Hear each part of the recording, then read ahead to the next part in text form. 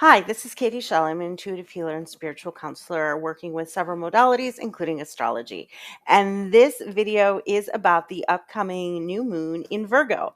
And the new moon in Virgo is something, any new moon is going to be a time where we are setting intentions for something new. And at the beginning of every new moon is when all things are possible.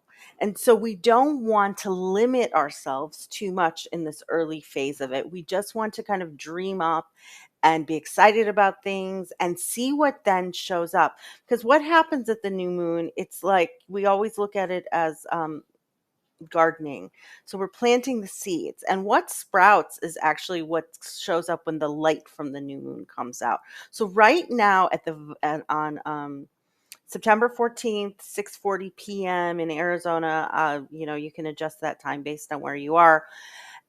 You are going to want to tune in to manifesting things that are Virgo-ish. So Virgo themes are about understanding things better, about observing things better, about discerning things, about collecting information, making lists, and then moving forward and then making choices with that.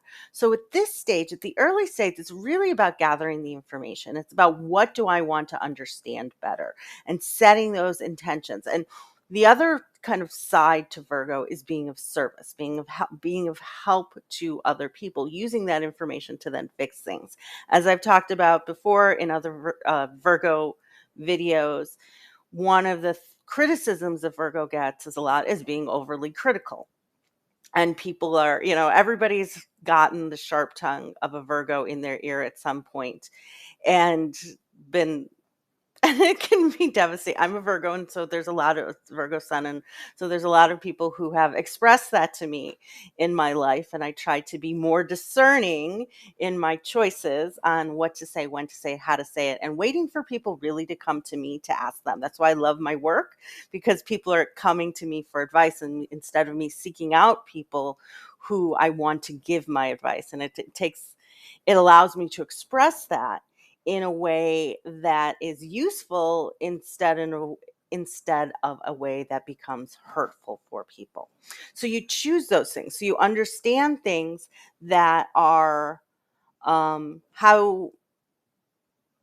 do I do things that are use those observations that I've made to create things that are then useful and helpful and change things for people, because we want to make things better. That's really why Virgo is able to see things, is because it helps them fix them. And so Steve Forrest, in one of his books, said, Virgos have the rocket fuel for evolution because they know what's wrong and know how to fix it. It's not it's not necessarily the most exciting sign, but when it comes to our evolutionary path, it actually can be quite powerful if we don't get caught up in the critical side, if we don't caught up in the I need to fix everything. I need to do everything. I need to be everything for everyone all the time. That is a very Virgo sort of theme. So what we do right now is setting the intention of the kinds of things that we want to be of service to, the kinds of ways we want to help, the kinds of things that we want to understand better, and then let that information come in. And then as the new moon progresses, we will see what comes up, what shows up, and then we pick. And then that's when the discernment comes in and we start to weed out the pieces that aren't working for us and don't make sense, because that is a necessary step to healthy Virgo energy. In addition to all that, we've also got a few other aspects, a few other things happening during this during this Virgo new moon. We have all of the planets are in retrograde other than Venus and Mars.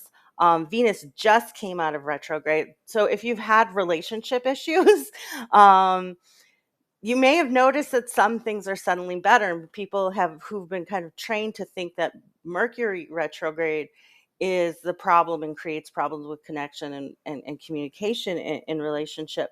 You may kind of scratch your head a little bit. Well, things have been weird for the last 2 months and suddenly they're much better. I know I've actually personally experienced in the last 24 hours. Um, and it is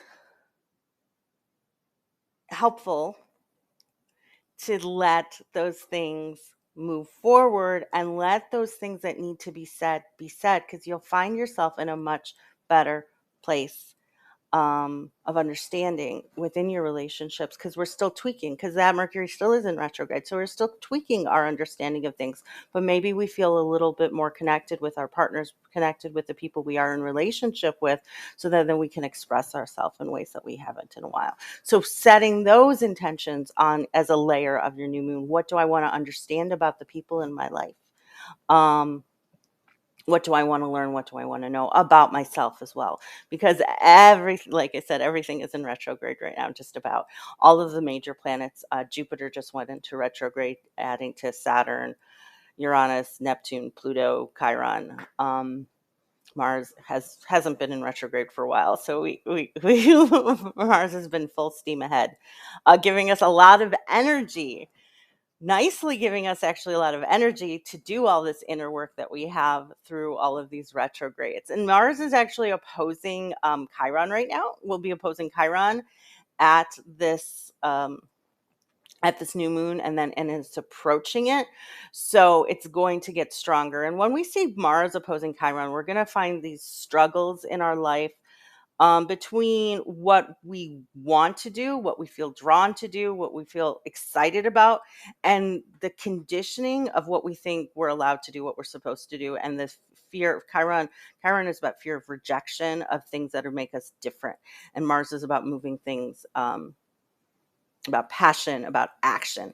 So that there's going to be this dynamic in between taking action and fear of what the reaction will be to us taking action, and finding that balance and finding the courage. Mars is about courage to do the things that are different about us, to shine, to be ourselves, and to follow our instincts, because Chiron in Aries is instinctual, Mars is instinctual. So both of these things are taking on very instinctual aspects. So trusting those instincts as part of in the next few weeks. And when things come at us that feel uncomfortable, working through them, having the courage to work through them so that we can get past them and own those parts of us that are different.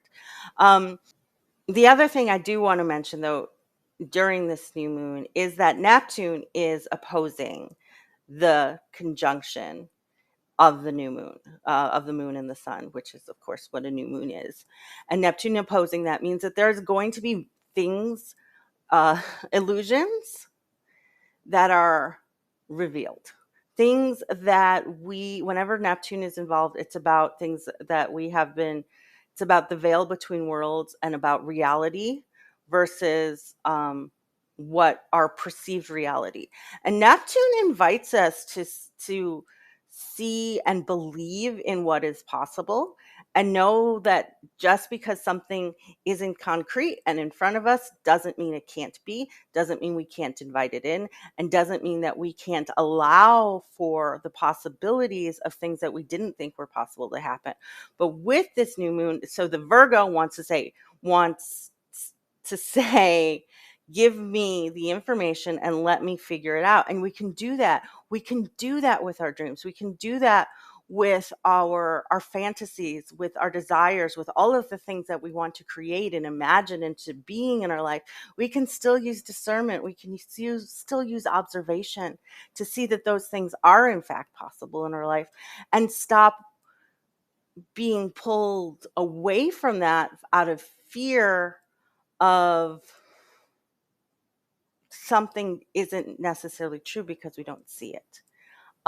Trusting that there are other ways for us to receive information in order to receive confirmation that something is true.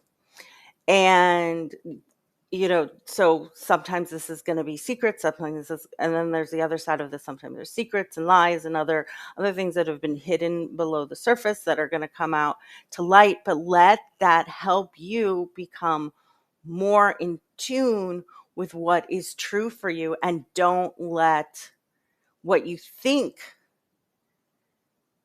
is allowed to be true to limit what is possible. Hope this helps. Private readings available at katieshell.com, and have a great day.